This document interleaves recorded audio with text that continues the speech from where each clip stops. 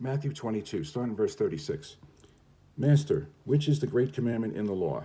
Jesus said unto him, Thou shalt love the Lord thy God with all thy heart, and with all thy soul, and with all thy might. This is the first and great commandment. And the second is like unto it, Thou shalt love thy neighbor as thyself.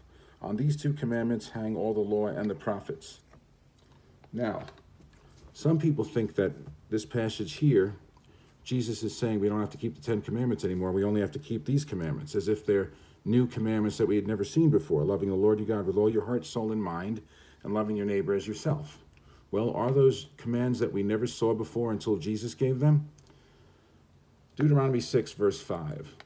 And thou shalt love the Lord thy God with all thine heart, and with all thy soul, and with all thy might. That's Deuteronomy 6, verse 5.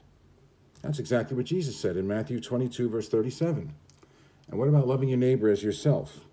Leviticus 19, verse 18. Thou shalt not avenge nor bear any grudge against the children of thy people, but thou shalt love thy neighbor as thyself. Those verses again, Deuteronomy 6, verse 5, and Leviticus 19, verse 18. Why would some people think that Jesus, quoting from Deuteronomy and Leviticus, that by doing that, he's saying we don't have to keep the 10 commandments anymore? Are Deuteronomy and Leviticus New Testament books?